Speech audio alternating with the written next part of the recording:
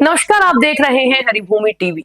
America में काम करने वाले भारतीय पेशेवरों और छात्रों के लिए एक बहुत बड़ी और राहत भरी खबर आई है।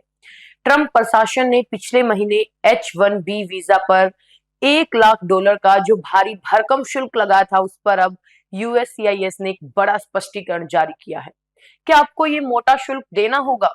जवाब है नहीं, अगर आप पहले से अमेरिका में हैं। F1 स्टूडेंट वीजा से H-1B स्टेटस बदलने वाले भारतीय छात्रों को $1 लाख का ये वीजा टैक्स क्यों नहीं देना पड़ेगा? ये छूट किन लोगों पर लागू होगी और किन को ये शुल्क भरना पड़ेगा? साथ ही जानेंगे कि इस फैसले से L1 वीजा धारकों को क्या फायदा होगा। H-1B वीजा धारकों के मन में उठे हर सवाल का जवाब, इस राहत भरी खबर की पूरी जानकारी और हर शर्त को समझने के लिए बने रहिए हमारे साथ। संयुक्त राज्य नागरिकता और अप्रवासन सेवक ने हाल ही में H-1B वीजा धारकों, विशेषकर भारतीय पेशेवरों और छात्रों के लिए एक बड़ी राहत की खबर दी है।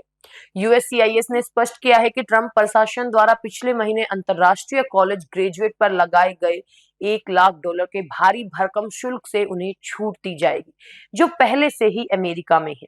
ये स्पष्टीकरण 19 सितंबर 2025 को जारी विवादास्पद राष्ट्रपति के फैसले के बाद आया, जिसने नियोक्ताओं और वीजा धारकों के बीच भ्रम पैदा कर दिया था।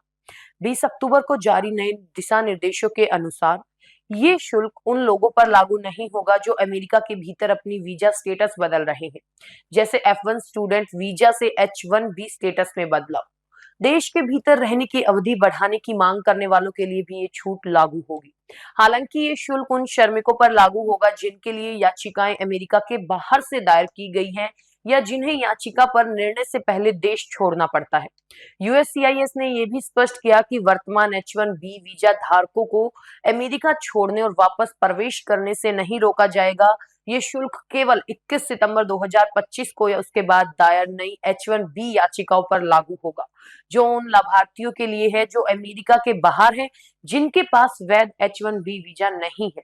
इसके अलावा यदि याचिका में वाणिज्य दूतावास की अधिसूचना या प्रवेश बिंदु अधिसूचना का अनुरोध किया गया है, तो भी ये शुल्क लागू होगा। ये दिशा निर्देश उन F1 छात्र वीजा और L1 वीजा धारकों के लिए एक बड़ी राहत है जो अमेरिका में अपनी वीजा स्थिति को H-1B में बदलना चाहते हैं, क्योंकि उन्हें $1 लाख का शुल्क नहीं देना होगा। ट्रंप प्रशासन ने कहा है कि ये शुल्क H-1B कार्यक्रम के दुरुपयोग को रोकेगा, लेकिन आलोचकों ने चेतावनी दी है कि ये अमेरिकी उद्योग में श्रम आवश्यकताओं को पूरा करने में बाधा डाल सकता है। प्रशासन ने किसी भी भूमिका के लिए सामान्य छूट की घोषणा नहीं की है, लेकिन नियोक्ता राष्ट्रीय हित में छूट के लिए अनुरोध दायर कर सकते हैं, बशर्ते कोई अमेरिकी नागरिक उस भूमिका को भरने के लिए उपलब्ध ना हो। यूएससीआईएस ने इस शुल्क के भुगतान के लिए एक ऑनलाइन पोर्टल भी स्थापित किया है,